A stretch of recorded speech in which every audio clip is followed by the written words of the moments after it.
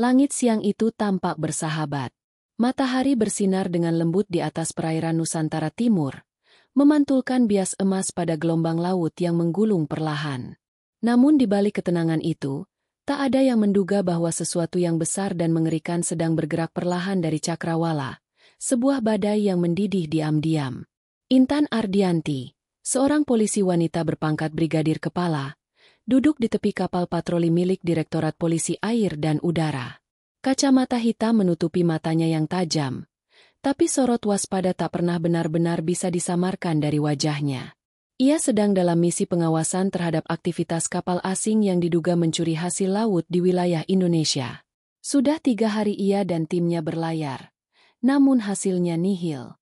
Bu Intan, radar mendeteksi sebuah kapal kecil dari arah selatan, mendekat ke zona merah, ujar seorang anak buah kapal dari ruang komunikasi.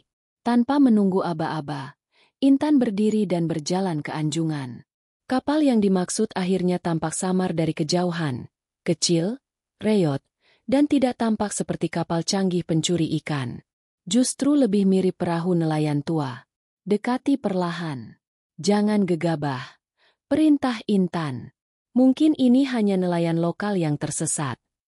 Sementara itu, di perahu kecil berisi 2 jaring robek dan tumpukan hasil tangkapan seadanya, duduklah seorang lelaki berusia sekitar 35 tahun.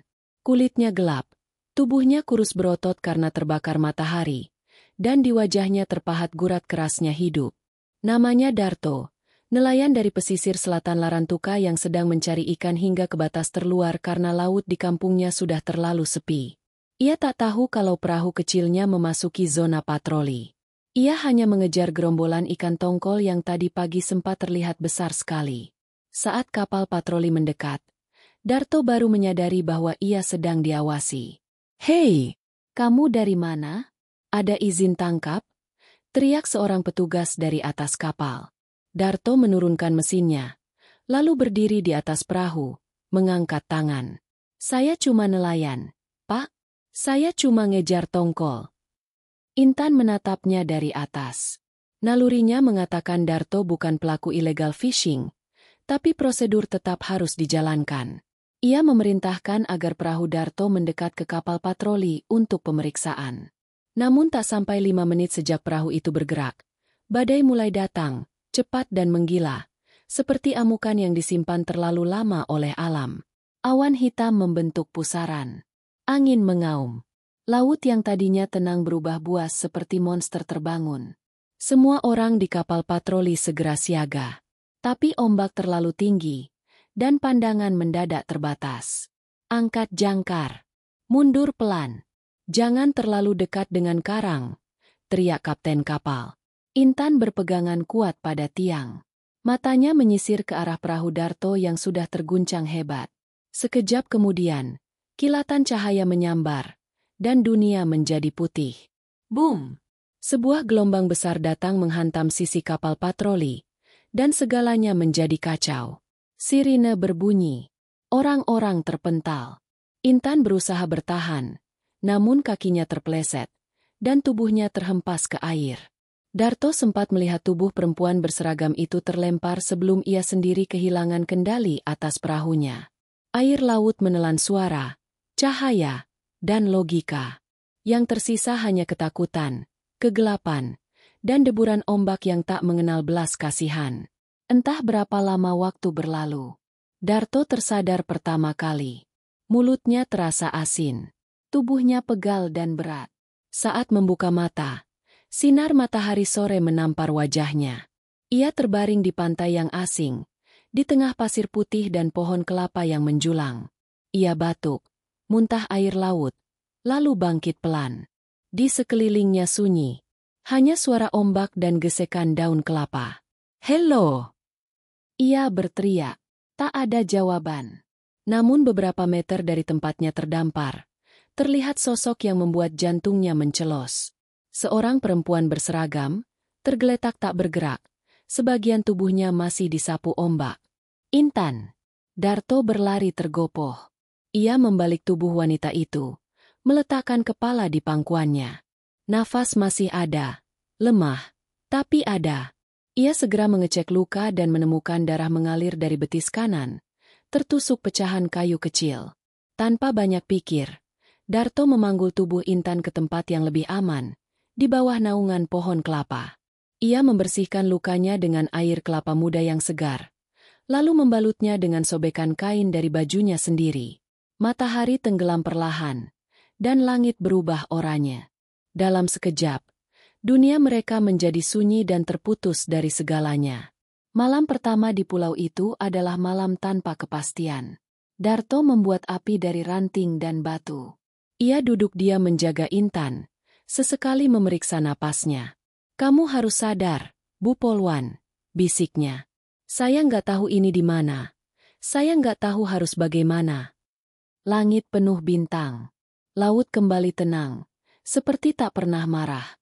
Besok paginya, Intan terbangun. Pandangannya kabur. Tubuhnya sakit.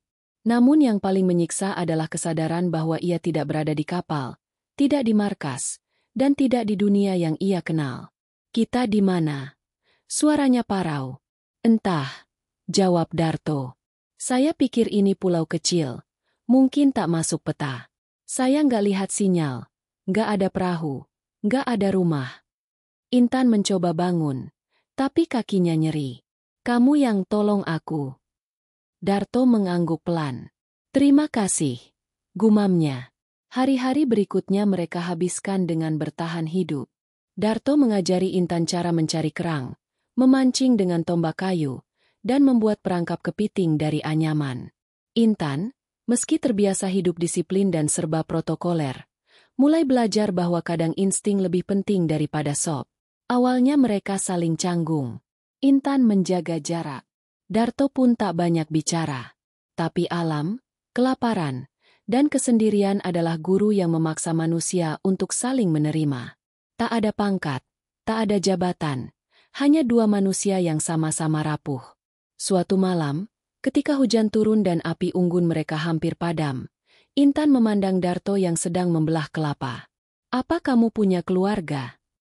Darto diam sejenak. "Ibu saya sudah meninggal. Bapak saya, entah di mana.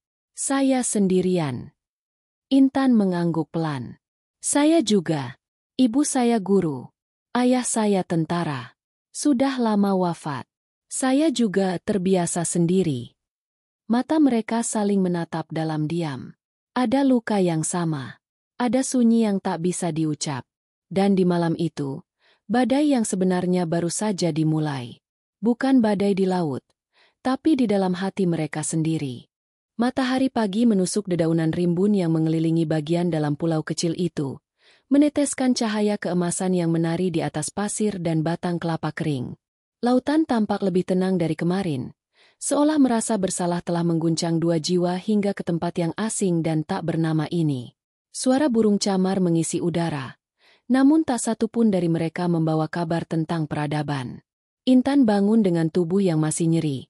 Kakinya masih terbalut kain robek yang diikat erat oleh tangan kasar Darto.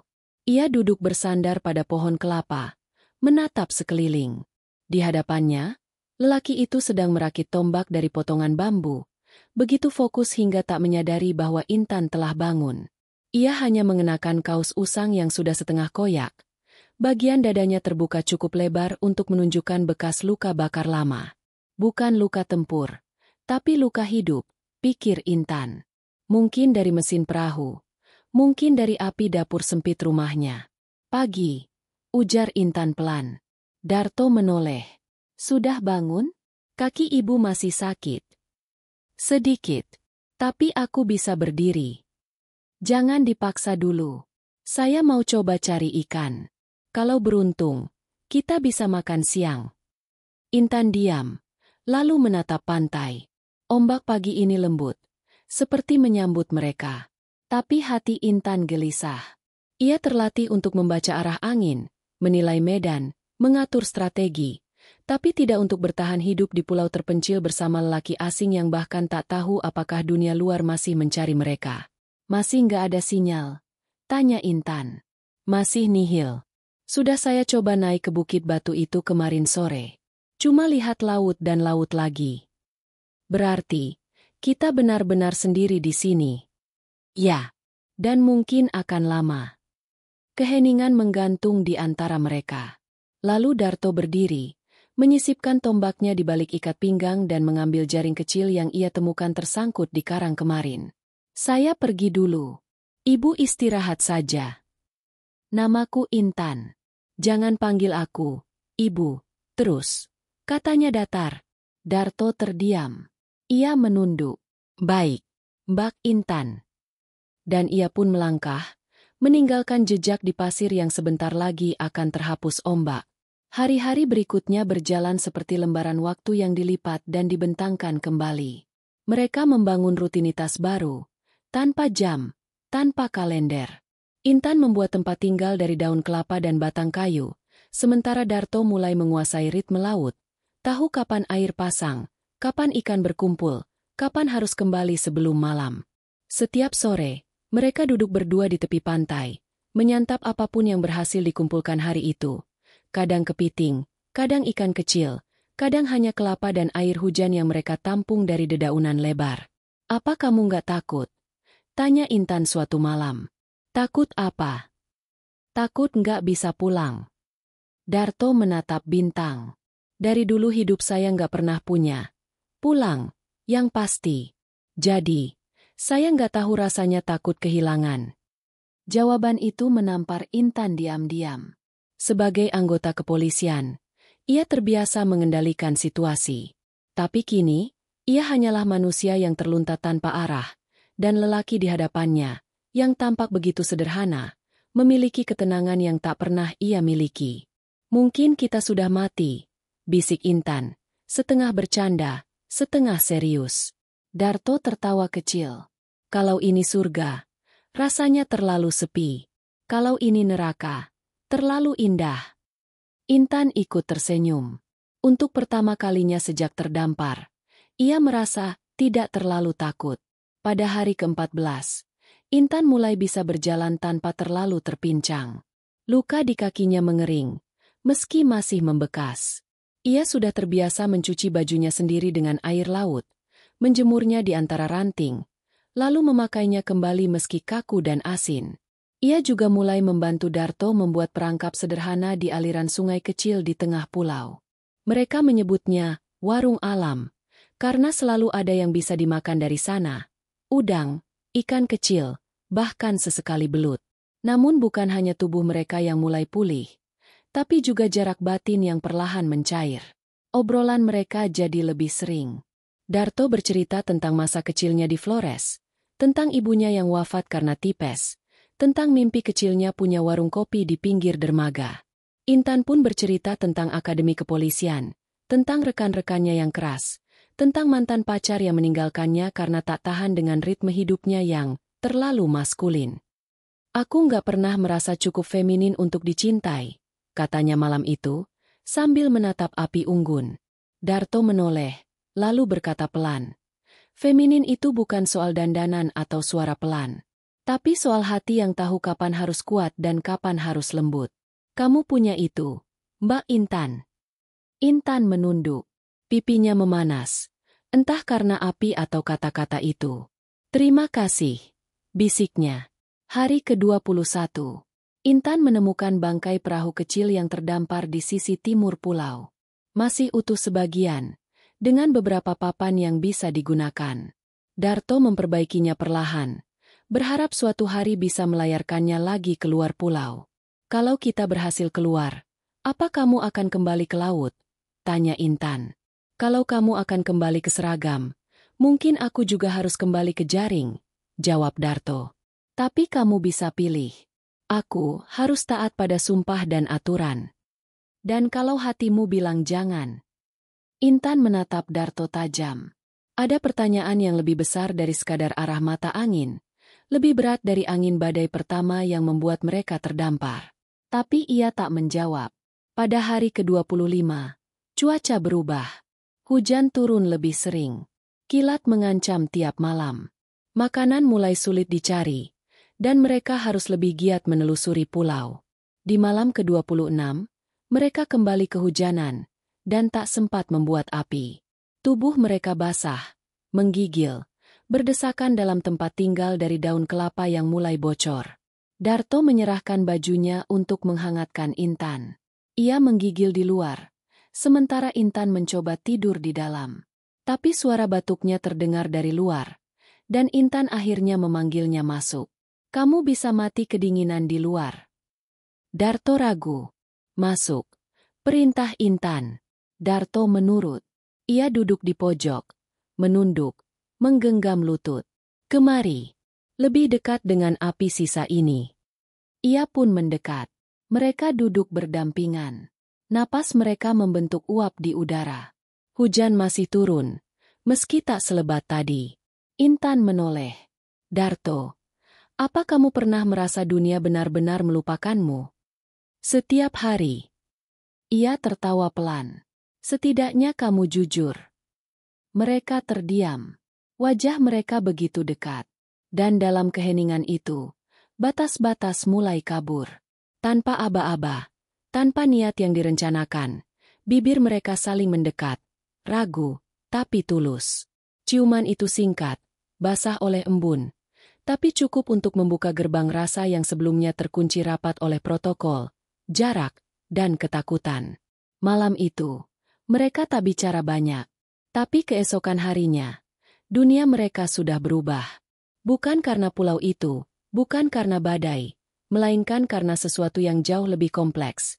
Dua hati yang ditempa kesendirian dan kejujuran, akhirnya menemukan alasan untuk tetap bertahan hidup. Hingga hari ke-30, belum ada tanda-tanda pertolongan. Tapi kini mereka tak lagi menghitung hari dengan ketakutan. Mereka menghitungnya dengan detik-detik yang lebih hangat. Meski tanpa jaminan besok, dunia luar boleh lupa. Tapi di pulau tak bernama ini, dua manusia belajar kembali menjadi manusia. Bukan seragam, bukan profesi, bukan status. Hanya dua jiwa yang saling menemukan di tengah badai. Dan mungkin, itu yang disebut takdir. Matahari pagi menembus celah dedaunan, memandikan wajah Intan yang terlelap dalam bayang-bayang tempat berteduh buatan mereka. Ia bangun pelan, membiarkan cahaya menyentuh pipinya yang kini tampak lebih lembut. Jauh dari garis tegang yang dulu biasa membentang di wajah seorang polisi wanita yang kerap menghadapi bahaya. Di sebelahnya, Darto masih tertidur. Napasnya teratur, wajahnya tenang. Sudah 1 bulan lebih mereka hidup di pulau ini, tanpa sinyal, tanpa kabar dari dunia luar, tanpa tahu apakah mereka akan diselamatkan atau hilang begitu saja dari peradaban. Tapi tidak seperti hari-hari awal yang diwarnai kecemasan dan kehati-hatian. Kini mereka seperti telah menyatu dengan ritme alam. Pulau itu, yang semula tampak mengancam, perlahan menjadi rumah yang sunyi. Intan bangkit dan berjalan perlahan ke tepi pantai. Kakinya sudah cukup kuat untuk berjalan, meski sesekali masih terasa ngilu. Ia memandangi laut luas yang tak berujung, seperti biasa, tanpa perahu, tanpa asap kapal, tanpa satupun tanda kehidupan dari luar. Namun pagi itu berbeda. Di ujung pantai, terlihat tumpukan kayu besar terbawa ombak malam. Ia menghampiri, dan menemukan sisa bangkai kapal lain, mungkin berasal dari kapal patroli yang dulu ia tumpangi. Di antara reruntuhan, ia menemukan kotak kedap air kecil yang masih utuh. Jantungnya berdegup. Ia membuka kotak itu, berharap ada radio darurat atau flare. Isinya, sebuah peluit, 2 buah baterai litium cadangan, dan pelindung sinyal ponsel kedap air. Tapi saat ia mencoba menyalakan ponselnya yang sudah lama mati, hasilnya nihil. Layarnya hanya berkedip sekali, lalu gelap kembali. Darto tiba tak lama kemudian. Ia membawa 2 ekor ikan kecil hasil tangkapan pagi, tersenyum kecil sambil berkata, "Sarapan hari ini." Intan menunjukkan kotak itu. "Masih bisa dipakai?" tanyanya. "Belum tahu. Tapi ini berarti serpihan kapal kita tersebar. Mungkin pertanda baik." Darto mengangguk. "Atau pertanda ombak makin liar. Kita harus lebih waspada."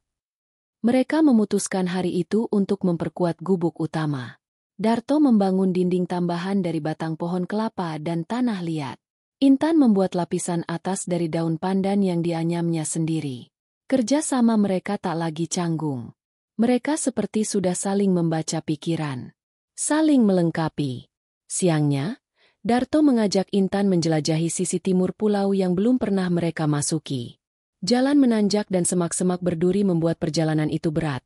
Namun saat mencapai puncak Bukit Karang, pemandangan laut dari sana begitu luar biasa. Biru tak berujung, menyentuh langit yang sama birunya. Duduk berdampingan di atas karang itu, Darto menggenggam tangan Intan. Tanpa kata, hanya napas dan detak jantung. Aku pernah berpikir bahwa hidupku akan berakhir dengan menyedihkan. Sendirian, di tengah laut, ujar Darto. Tapi sekarang, bahkan kalaupun hidupku memang berakhir di sini, aku nggak menyesal. Intan menatapnya. Aku juga, katanya pelan. Malamnya, hujan turun lagi. Kali ini tak terlalu deras. Mereka duduk di bawah atap gubuk, menyantap ikan bakar seadanya. Intan bersandar pada bahu Darto. Apa kamu percaya takdir? Darto terdiam sejenak. Dulu enggak, tapi sejak ketemu kamu, rasanya ya, mungkin ini jalannya. Bagaimana kalau kita nggak pernah ditemukan? Apa kamu akan tetap bersamaku? Kalau kita nggak pernah ditemukan, maka aku akan tetap berusaha buat kamu tertawa setiap hari. Itu saja cukup buatku. Intan tersenyum. Bibirnya bergetar. Ada sesuatu dalam kesederhanaan kata-kata Darto yang membuat benteng yang selama ini ia bangun perlahan runtuh. Aku nggak tahu harus berkata apa. Takut apa?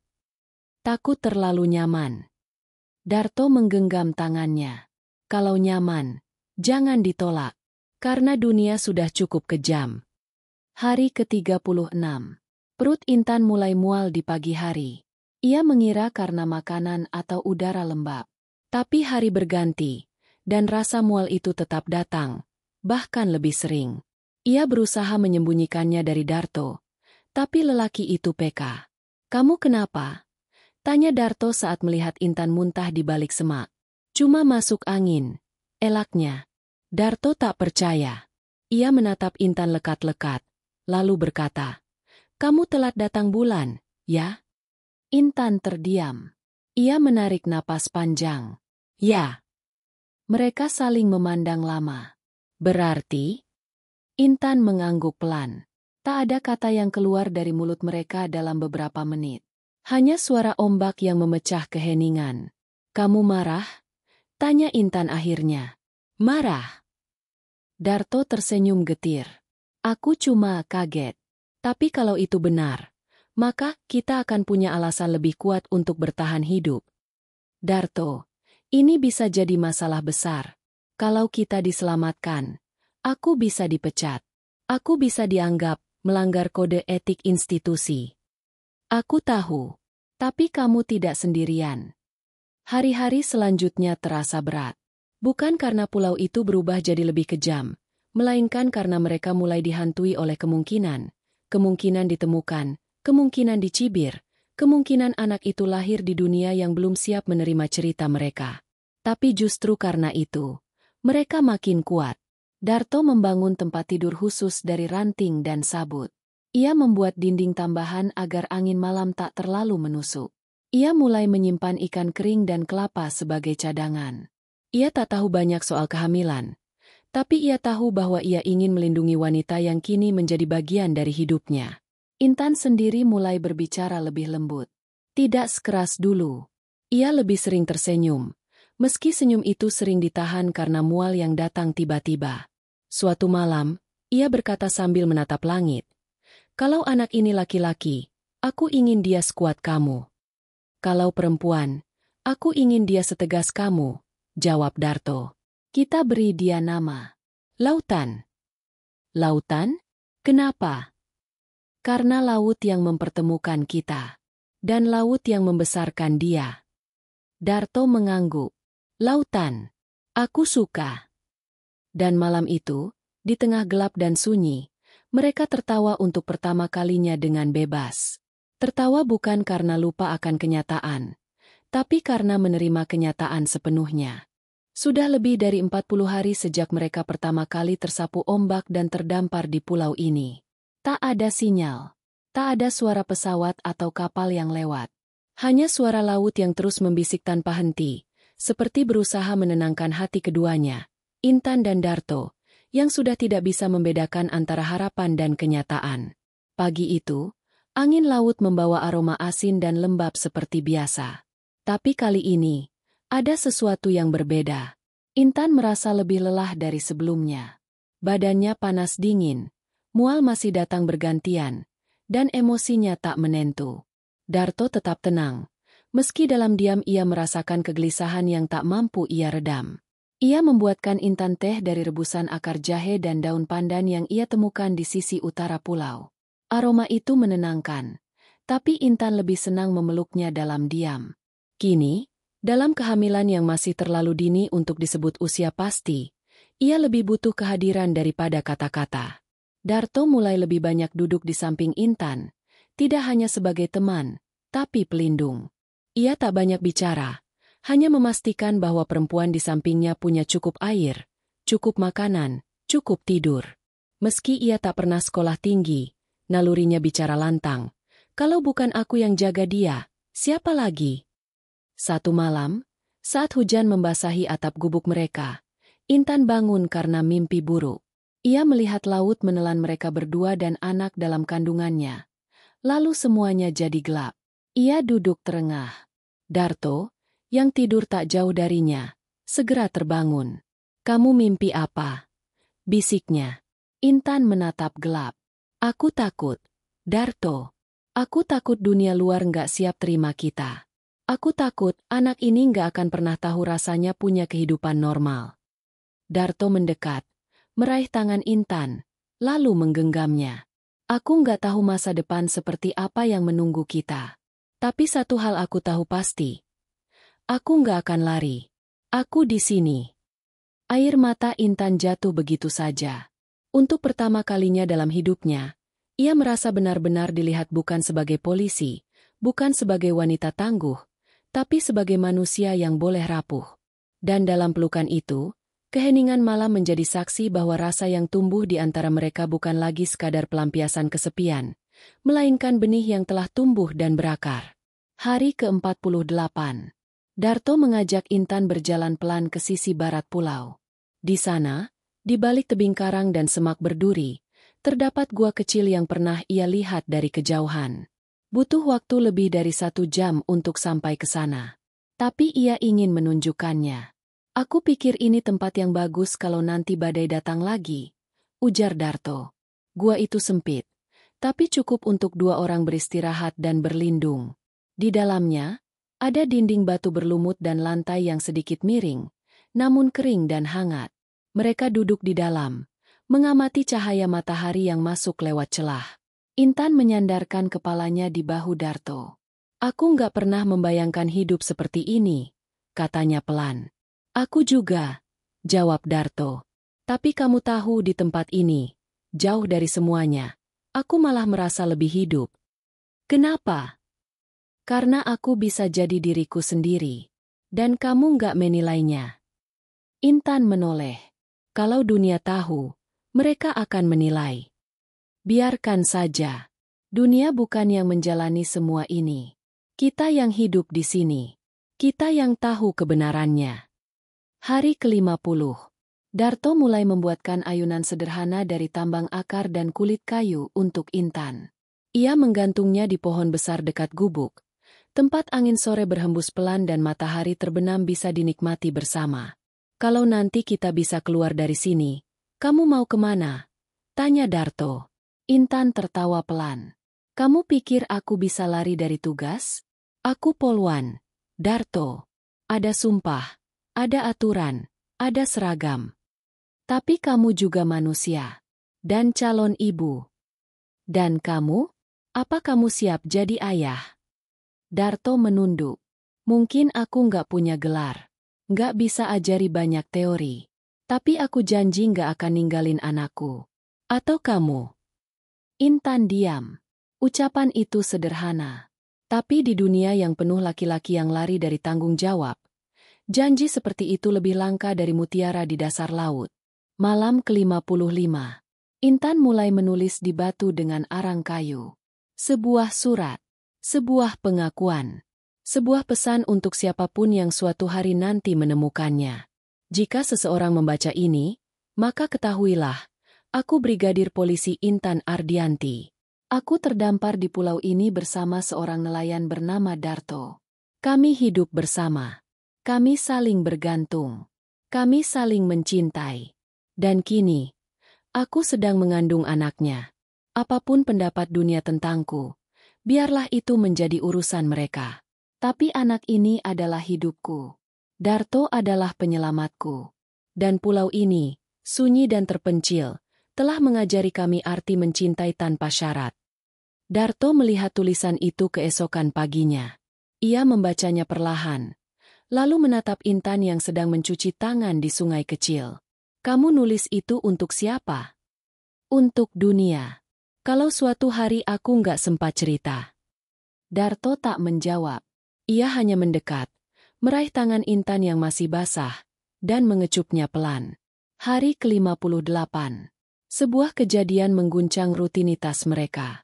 Intan terpeleset saat mengambil air dan sempat terjatuh. Darto panik, membopongnya kembali ke gubuk, memeriksa perutnya, memastikan tidak ada pendarahan. Untunglah, semuanya masih baik. Tapi kejadian itu membuat mereka sadar.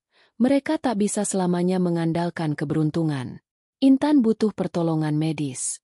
Janin itu butuh pengawasan. Dan satu-satunya cara adalah keluar dari pulau ini. Darto pun mempercepat perbaikan perahu. Ia mengambil kayu dari bangkai kapal yang ditemukan sebelumnya, mengikatnya dengan tambang akar, dan menambal lubang-lubang dengan damar dari pohon sekitar. Perahu ini nggak bisa jauh, katanya. Tapi mungkin cukup untuk menjangkau pulau besar terdekat. Dan kalau gagal? Tanya Intan.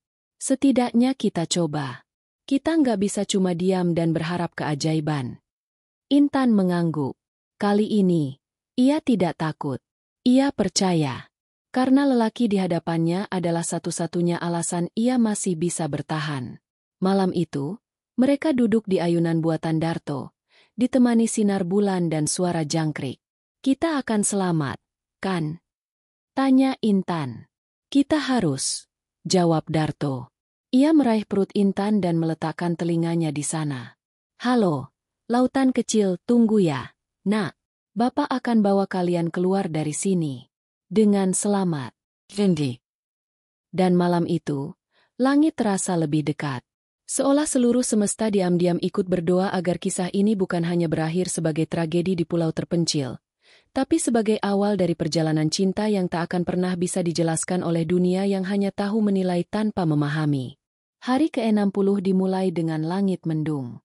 Laut tampak tenang, terlalu tenang untuk pagi hari. Tak ada angin, tak ada riak ombak yang biasa menari di pinggir pantai. Intan membuka mata lebih awal, dan Darto masih tertidur di sampingnya. Tangan kirinya memeluk perut Intan seakan menjaganya bahkan dalam tidur. Selama beberapa hari terakhir, Darto mempercepat pembangunan perahu dari serpihan kapal patroli. Meskipun ia hanya seorang nelayan, tangan kasarnya terbiasa menyatukan kayu, mengikat simpul, dan membaca arah angin. Tapi apa yang ia lakukan kini lebih dari sekadar membangun perahu. Ia sedang membangun jalan pulang untuk keluarga kecil yang bahkan belum sempat punya rumah. Intan duduk sambil mengusap perutnya yang mulai menunjukkan lengkungan halus. Ia merasa hangat dan takut dalam waktu yang bersamaan. Cinta memang telah tumbuh, tapi ia tak bisa membunuh kenyataan. Ia seorang polisi wanita, dibesarkan dalam sistem yang keras, dan kini mengandung anak dari lelaki yang tidak tercatat dalam catatan siapapun. Kalau aku kembali, aku mungkin akan dipecat, gumamnya pelan, seakan berbicara dengan angin. Darto terbangun, matanya setengah terbuka. Apa kamu bilang sesuatu? Intan hanya tersenyum dan menggeleng. Tapi Darto tak bodoh. Ia tahu wanita itu sedang berperang dengan pikirannya sendiri. Siangnya, mereka memindahkan beberapa peralatan ke dekat tepi pantai. Tak jauh dari tempat Darto menyandarkan perahu rakit buatan tangan itu. Perahu itu belum sempurna, tapi cukup kokoh untuk membawa 2 orang dan 1 harapan besar ke seberang laut. Kalau kita nekat pergi minggu ini, apa kamu yakin bisa tahan di atas laut lagi? Tanya Darto. Intan menatap jauh ke laut. Aku tidak takut sama laut. Aku takut sama darat. Kenapa? Karena di darat, kita harus hadapi kenyataan. Kenyataan seperti apa? Bahwa hubungan kita bisa dianggap salah. Bahwa cinta kita ini tak sesuai aturan. Darto diam sejenak. Ia mengambil tangan Intan dan mengepalkannya. Kalau cinta harus tunduk pada aturan yang tak bisa memahami kenyataan, maka dunia memang sudah gila, katanya. Intan menarik napas panjang. Ia tidak menjawab, tapi matanya berkaca. Malam itu, mereka tidak tidur di gubuk. Mereka membentangkan daun kelapa di pinggir pantai, membiarkan bintang menjadi atap. Darto membuat api kecil, cukup untuk menghangatkan tubuh mereka yang digigit angin malam. Kalau kita bisa mulai hidup dari awal, ujar Intan, kamu mau hidup seperti apa? Darto tersenyum. Aku ingin punya warung kopi kecil di pinggir laut. Kamu duduk di pojok, menulis. Anak kita bermain pasir. Aku sesekali nyeduh kopi buat pelanggan. Intan tertawa kecil. Kedengarannya seperti surga. Bukan surga. Itu mungkin. Kalau kita mau. Tapi mungkin tidak sekarang. Ya, karena kita masih di sini. Kita masih hidup. Itu yang paling penting. Kemudian, dalam malam yang sepi, tak ada suara selain desiran api dan detak jantung mereka. Darto menarik Intan lebih dekat. Mereka saling menatap. Tak ada kata. Tak ada janji. Hanya rasa yang terlalu dalam untuk diungkapkan dalam kalimat. Dan malam itu, mereka kembali menyatu. Bukan karena nafsu, bukan karena kebutuhan, tapi karena satu hal yang hanya bisa terjadi ketika dua jiwa saling menerima tanpa syarat, cinta. Pagi ke-61. Langit lebih terang, dan angin timur mulai bergerak. Pertanda laut mulai bersahabat. Darto memutuskan hari itu mereka harus mulai uji coba pelayaran dengan perahu baru. Ia menyiapkan segalanya. Air kelapa yang dimasukkan dalam wadah bambu, ikan kering, daun sagu, dan 2 tali darurat. Ia juga membuat layar dari sobekan kain pelampung tua. Intan memandanginya dengan takjub. Kamu seperti pelaut sungguhan. Darto tertawa. Aku cuma nelayan yang nekat. Tapi ketika mereka mulai menuruni tepi pantai, mendekat ke perahu, angin tiba-tiba berhenti. Awan menggumpal. Angin utara meniup balik.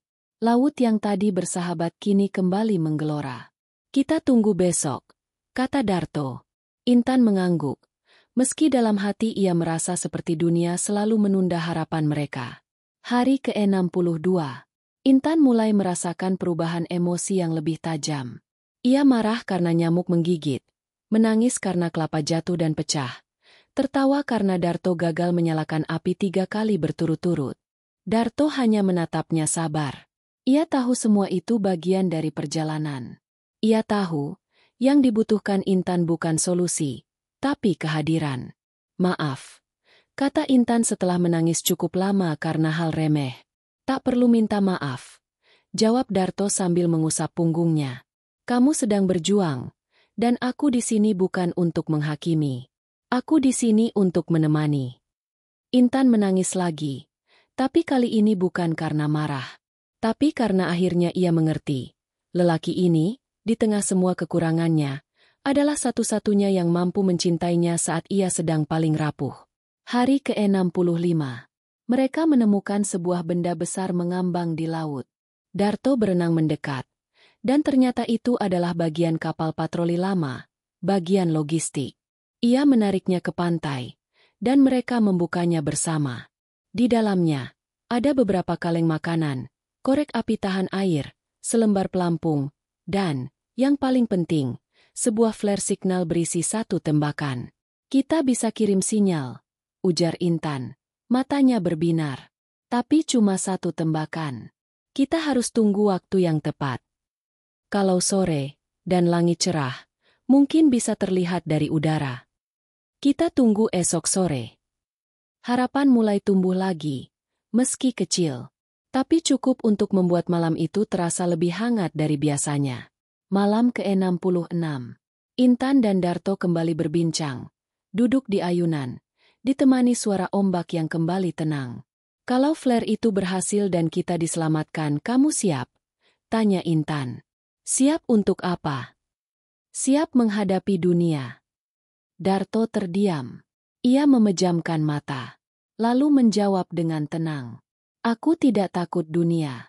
Karena yang aku punya hanya kamu dan anak ini. Dan aku tidak akan biarkan siapapun memisahkan kita. Intan menatapnya. Hatinya sesak. Tapi bahagia. Ia menggenggam tangan Darto lebih erat. Aku juga siap. Apapun yang terjadi, aku akan berdiri bersamamu. Dan malam itu, mereka tidur tanpa kata. Karena dalam diam pun, mereka sudah saling mengucap janji. Akhir bab 5 ditutup oleh satu hal yang tak bisa direncanakan. Cinta yang lahir dari keterpaksaan bertahan, tumbuh di tanah sunyi, dan mekar tanpa aturan, tanpa skenario. Namun dari semua itu, ia menjadi nyata, lebih nyata dari hidup yang selama ini mereka jalani di dunia yang selalu menghakimi. Cinta mereka bukanlah rencana, tapi kini, ia menjadi tujuan. Langit sore itu begitu bersih, jernih seperti kaca yang baru diseka. Awan-awan tipis terhampar tinggi, dan angin laut bertiup pelan dari timur, arah yang jarang datang selama mereka terdampar. Bagi Darto dan Intan, itu pertanda baik. Sudah 3 hari mereka menanti cuaca stabil untuk menembakkan flare terakhir dan satu-satunya ke udara. Harapan mereka tergantung pada satu tembakan. Satu cahaya merah terang di langit biru. Flare itu kini tergeletak di atas daun kelapa yang digulung rapi. Intan menatap benda itu dalam diam. Tangan kirinya menyentuh perut yang semakin membesar. Usia kandungannya belum bisa dipastikan, tapi tubuhnya telah berubah. Nalurinya pun ikut berubah. Ia lebih mudah gelisah, lebih peka terhadap bahaya, dan lebih bergantung pada Darto, sesuatu yang dulu sulit ia bayangkan dalam hidupnya sebagai perempuan mandiri berseragam. Kita tembak saat matahari mulai turun, ya, ujar Darto sambil mengecek arah angin. Kalau ada pesawat atau kapal patroli sore hari, mereka pasti lihat. Intan mengangguk. Ia berusaha menahan harapan yang terlalu tinggi. Dunia luar terasa begitu jauh. Tapi harapan adalah satu-satunya bahan bakar yang membuat mereka tetap hidup. Pukul 5 sore, langit mulai keemasan. Darto menggenggam flare erat di tangan kanan, sementara tangan kirinya memeluk bahu Intan. Mereka berdiri di puncak bukit batu, tempat paling tinggi di pulau itu. Angin bertiup tenang. Tidak terlalu kencang, tidak juga mati. Siap? Tanya Darto. Intan menarik napas dalam-dalam. Kita tidak tahu siapa yang akan menemukan kita, atau bagaimana mereka akan menyikapi keadaan kita. Tapi aku siap. Darto mengangguk. Baik. Ia menarik pelatuk. Cahaya merah menyala dari ujung tabung, mendesis dan melesat ke langit. Seperti bintang jatuh terbalik, sinarnya menari di udara sore, lalu mengambang sejenak sebelum padam. Suara letusannya menggema jauh ke lautan. Sunyi sesaat, dan harapan melambung. Mereka duduk di situ, berdua, hingga matahari tenggelam sepenuhnya. Namun tidak ada suara helikopter, tidak ada kapal patroli, tidak ada tanda bahwa langit menjawab. Hanya gelap, hanya malam, hanya suara laut yang terus menggerus batu. Esok paginya, saat mereka masih bersiap untuk kembali ke rutinitas, suara samar terdengar dari kejauhan, bunyi mesin. Darto membekap tubuhnya dengan daun dan berlari ke arah bukit pantau. Di ujung cakrawala, sebuah titik muncul.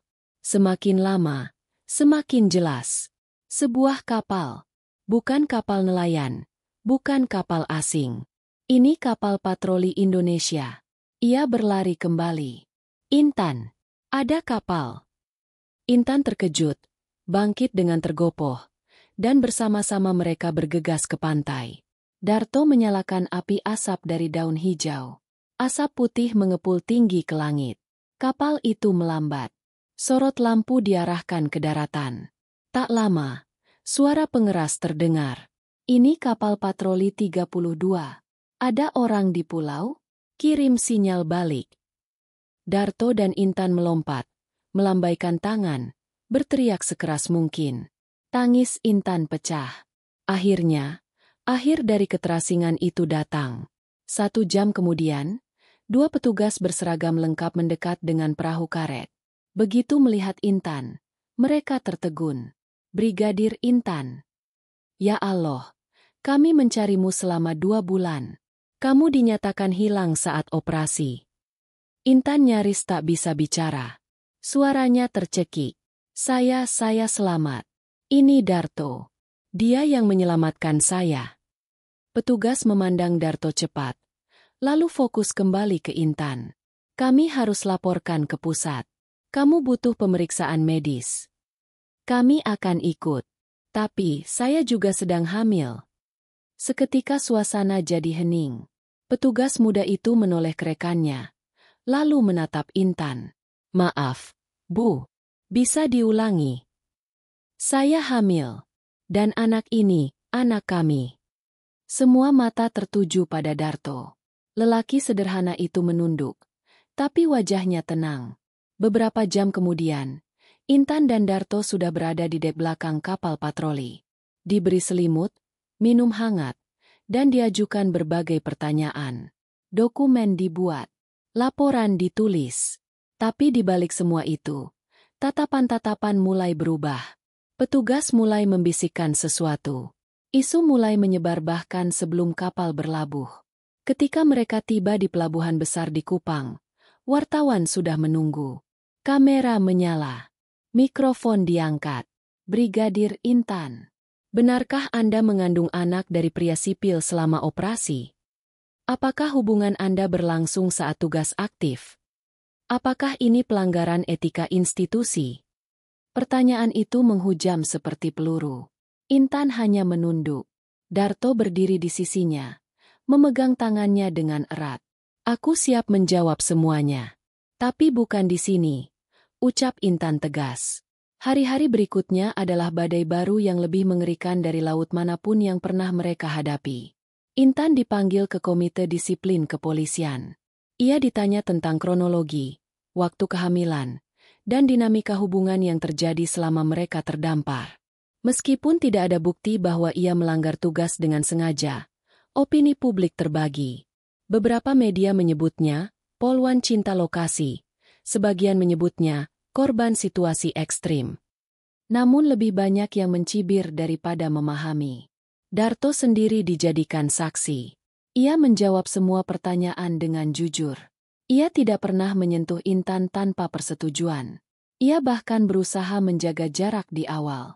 Semua terjadi secara alami, di luar rencana, di luar kontrol siapapun. Namun opini tetaplah opini. Satu sore, setelah sesi pemeriksaan, Intan duduk di kursi luar rumah sakit tempat ia diperiksa kandungannya. Darto mendatanginya dengan membawa 2 gelas susu hangat. Mereka mau pecat aku, kata Intan pelan. Darto duduk di sampingnya. Apa kamu menyesal? Tidak, tapi aku marah. Karena mereka tak peduli kami hidup atau mati. Tapi saat aku kembali hamil, tiba-tiba semua ingin mengadili. Kita akan jalani, Tan. Perlahan. Aku akan kerja. Kita bisa mulai dari awal. Kamu yakin sanggup? Darto menatap mata perempuan yang ia cintai. Aku mungkin bukan siapa-siapa. Tapi aku bisa jadi segalanya buat kamu dan anak kita. Intan menangis lagi. Tapi kali ini bukan karena kalah, melainkan karena merasa diperjuangkan. Bab ini ditutup dengan sebuah keputusan penting. Di hadapan komite, Intan berdiri dengan suara tenang namun penuh keberanian. Jika Anda semua merasa bahwa saya tidak pantas mengenakan seragam ini karena mencintai dan membentuk keluarga di tengah keterasingan yang tak terencana, maka saya akan meletakkan seragam saya. Tapi satu hal yang saya tidak akan sesali adalah bertahan hidup, mencintai, dan menjaga kehidupan yang kini tumbuh di dalam rahim saya. Itu bukan pelanggaran. Itu naluri manusia. Dan saya memilih jadi manusia. Satu ruang sunyi. Dan sejarah baru dalam hidup mereka pun dimulai.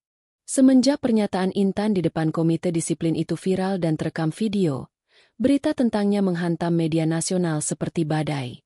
Tidak ada siaran berita yang tidak menyebutkan nama Brigadir Intan Ardianti dan nelayan penyelamat bernama Darto. Di media sosial, tagar Polwan hamil terdampar, cinta di Pulau Sunyi, dan Darto si pahlawan menjadi trending selama berhari-hari. Namun, seperti biasa, dunia maya tak mengenal empati. Di balik setiap dukungan, ada komentar tajam yang menghujani mereka. Seharusnya tetap jaga kehormatan meski dalam keadaan apapun. Tugas adalah tugas, bukan alasan untuk jatuh cinta. Kalau dia lelaki kaya, pasti dimaafkan. Karena cuma nelayan, jadi dihina. Intan membaca semuanya dalam diam. Kadang dari layar kecil ponsel rumah sakit. Kadang dari koran yang sengaja ditaruh di bangsal oleh wartawan yang mencoba memburunya. Sementara itu, Darto, yang selama ini tidak pernah dikenal siapa-siapa, tiba-tiba menjadi sorotan. Wartawan datang ke kampungnya di pesisir Flores. Rumah kayunya yang dulu sepi kini ramai didatangi kamera dan mikrofon. Tetangga yang dulu hanya menyapanya sepintas kini mulai mengaku dekat dan mengenalnya sejak kecil. Namun yang lebih menyakitkan adalah saat beberapa media mulai mempertanyakan motifnya. Apakah Darto benar-benar mencintai Intan, atau hanya memanfaatkan situasi? Ada dugaan bahwa Darto memaksakan hubungan fisik dalam kondisi rentan. Pernyataan itu menghantam harga diri Darto. Ia tidak mengerti kenapa orang-orang bisa begitu mudah menuduh sesuatu yang bahkan tak mereka lihat, tak mereka rasakan. Suatu siang yang gerah, Darto duduk di bangku taman rumah sakit. Di tangannya ada sebuah koran dengan headline besar. Dari terdampar ke tertuduh, apakah Polwan itu benar-benar korban? Ia mengepalkan kertas itu dan melemparkannya ke tong sampah. Jangan dibaca, kata Intan dari belakang, sambil memeluk tubuhnya yang mulai berat. Mereka bilang aku pelaku. Pelaku atas sesuatu yang gak pernah kulakukan. Intan duduk di sampingnya. Kamu bukan pelaku. Kamu penyelamat. Aku tahu itu. Anakku tahu itu. Tapi dunia nggak tahu. Dunia selalu menyukai cerita yang penuh sensasi, bukan kebenaran. Tapi kita tidak hidup dari komentar mereka. Dar. Kita hidup dari keputusan kita. Darto menatap mata Intan. Wajahnya keras, tapi matanya berkaca. Aku gak kuat kalau kamu jadi korban karena aku. Intan menggeleng. Aku memilih kamu. Di pulau itu, aku tidak memilih karena terpaksa. Aku mencintaimu karena kamu satu-satunya alasan aku bisa bertahan. Dunia bisa bilang apa saja. Tapi aku tahu apa yang kita jalani. Beberapa hari kemudian, Komite Kepolisian mengumumkan keputusan resmi.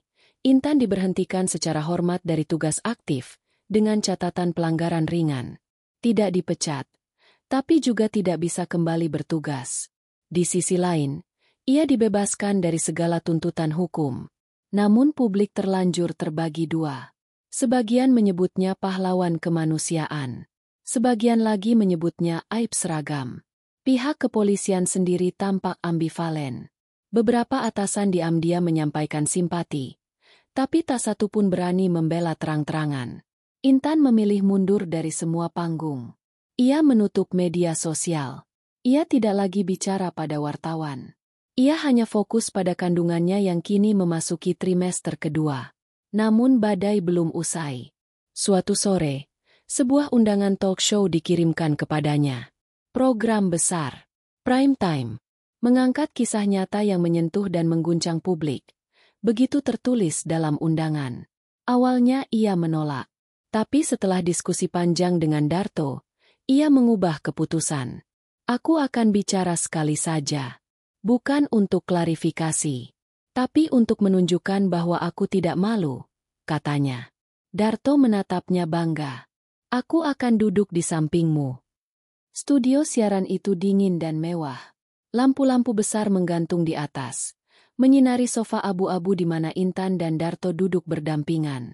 Di hadapan mereka, host terkenal, Ria Anggraini, dengan senyum tenang dan naskah di tangan. Sahabat Indonesia, malam ini kita akan mendengarkan langsung kisah dari dua manusia yang telah mengajarkan kita arti bertahan hidup dan cinta, kata Ria membuka acara. Intan duduk tenang. Tangannya menggenggam jari Darto. Pertanyaan demi pertanyaan dilontarkan. Tentang badai, tentang kelaparan, tentang ketakutan dan hari-hari yang panjang. Lalu datang pertanyaan inti. Kapan kalian menyadari bahwa kalian saling mencintai? Intan menjawab, saat kami berhenti takut akan kematian, dan mulai takut kehilangan satu sama lain. Darto menambahkan, saat ia jatuh sakit dan aku merasa dunia bisa hancur kalau dia tidak bangun. Satu studio sunyi.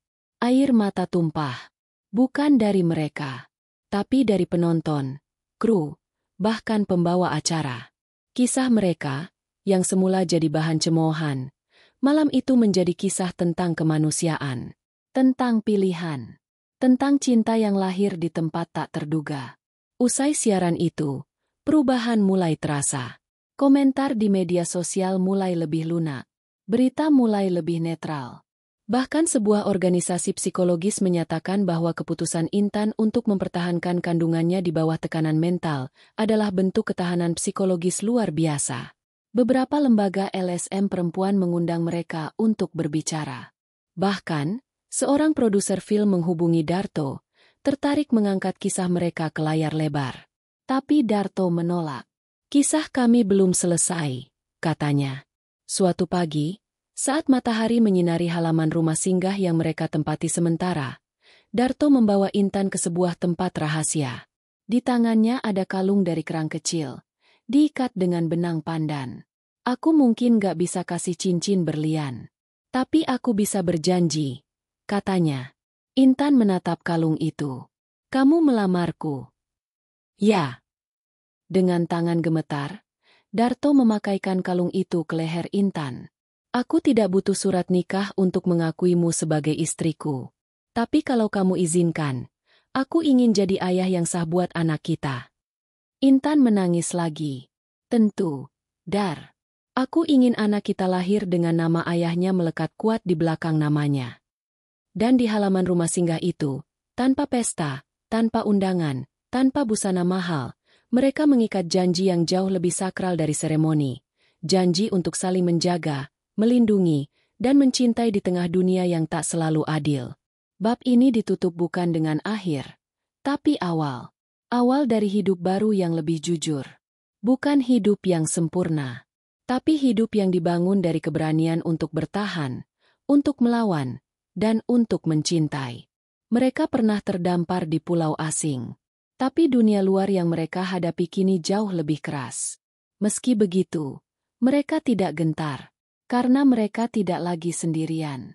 Dan dalam perut Intan, kehidupan baru itu terus berdetak, seperti suara ombak yang tak pernah berhenti, tanda bahwa cinta mereka tetap hidup, meski diterpa badai apapun.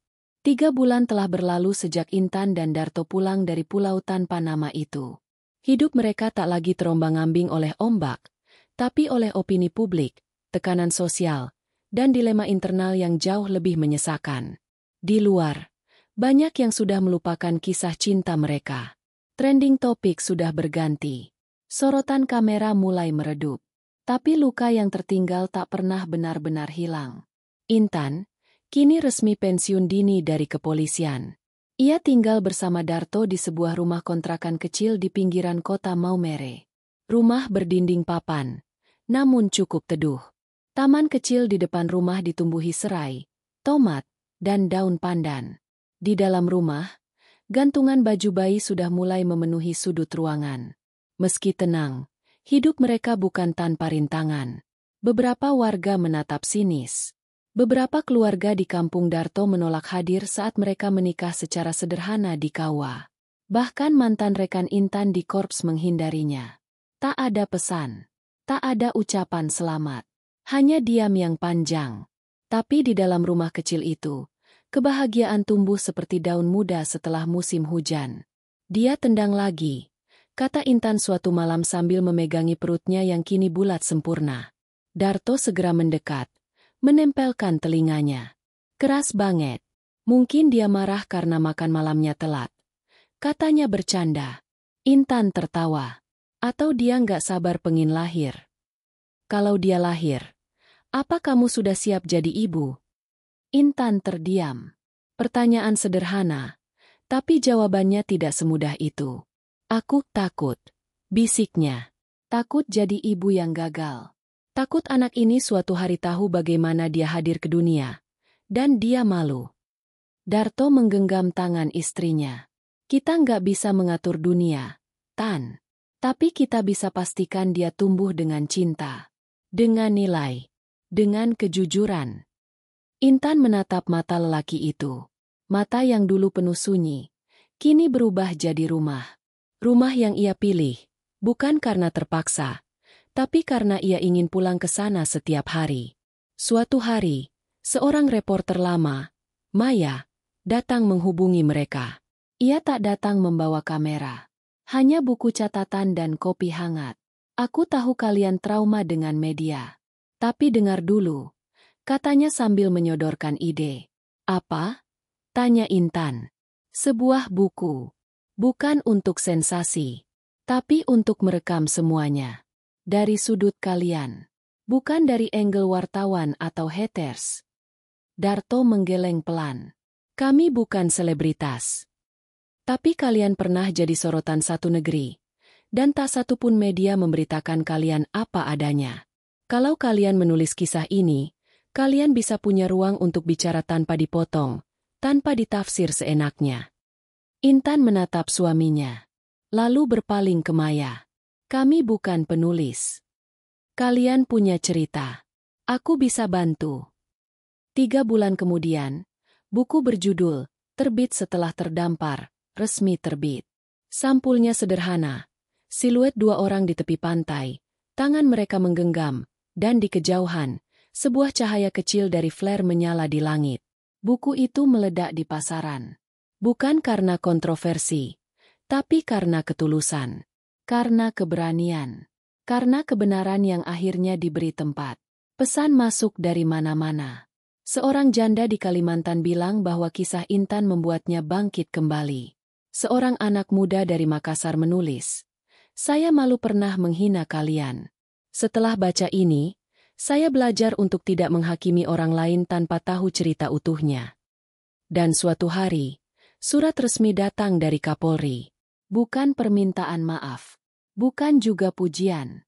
Tapi sebuah undangan. Kepada Intan Ardianti, ex-brigadir Kepolisian Republik Indonesia. Perihal permintaan sebagai pembicara dalam pelatihan etika dan krisis kemanusiaan. Intan membacanya pelan. Tangannya gemetar. Ia menatap Darto yang sedang memanggang ikan di dapur kecil. Mereka minta aku jadi pembicara, katanya pelan. Darto menoleh. Kamu mau? Aku enggak tahu.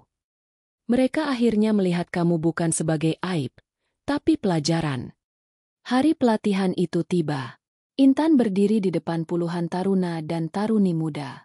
Seragam putih mereka menyilaukan mata. Tapi tidak menggoyahkan Intan. Ia bercerita tentang badai. Tentang malam-malam gelap di pulau itu. Tentang pilihan yang ia ambil bukan sebagai polwan, tapi sebagai manusia. Tentang cinta yang datang tanpa rencana. Dan keberanian untuk bertanggung jawab atas semua akibatnya. Etika tidak hanya tentang peraturan di atas kertas. Tapi tentang keputusan yang kita ambil saat tak ada orang lain melihat. Saat hanya Tuhan dan hati kita yang tahu. Satu persatu taruna bangkit, menghormatinya dengan tepuk tangan. Dan saat keluar ruangan, ia menangis dalam pelukan Darto yang menunggunya di luar. Hari-hari selanjutnya dijalani dengan damai.